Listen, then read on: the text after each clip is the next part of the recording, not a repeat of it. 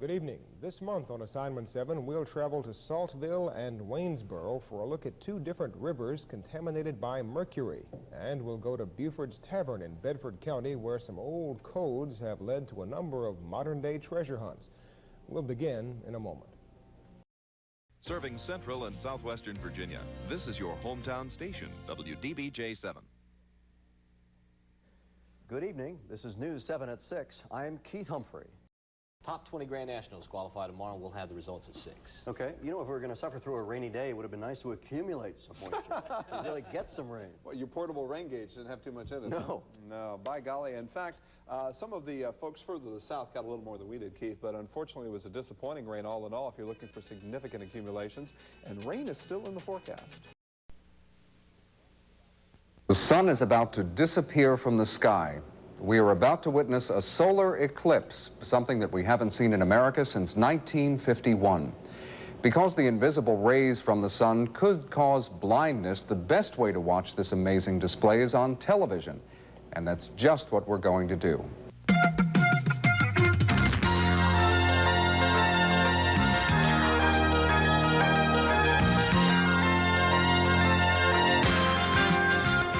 Good afternoon. During the next half hour, we will show you live shots of the moon as it blocks out the sun. Here is a special report from News 7. Good afternoon. I'm Keith Humphrey reporting for News 7 this afternoon.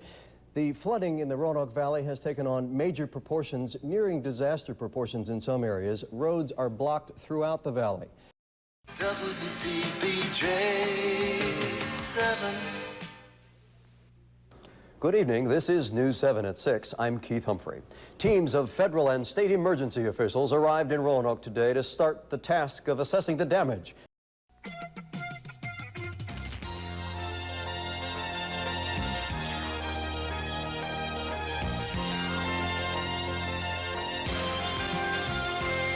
Good evening. Bob Monroe is back in court. The former fire coordinator has filed a $1.5 million libel and slander suit.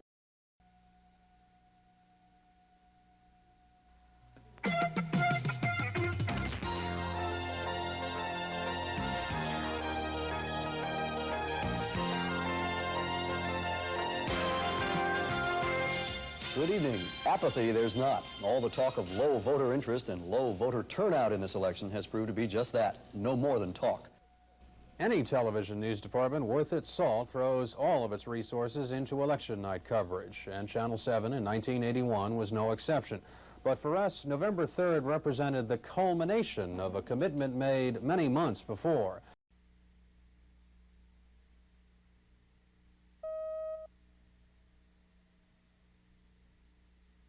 This is a special report from Channel 7 News. Here is Jim Kent. Good evening. Thousands of homes in central and southwestern Virginia remain without electricity tonight. Many of them have not had power for more than 24 hours now. And tonight's Roanoke area forecast calls for colder weather with snow flurries. Sunday on 7. News with Pat Wilson. Reporting sports, Jim Cates. And Karen Cronin with the weather. Now here is Pat. Good evening. A major battle between Sandinista guerrillas and... It's nice to know that those isolated showers may not occur. It'd be one of those times when I hope they don't. Keep our fingers crossed. Saturated ground. We don't need that. Yeah. Mr. Mountain. Yes. That's News 7 at 6. Have a nice evening.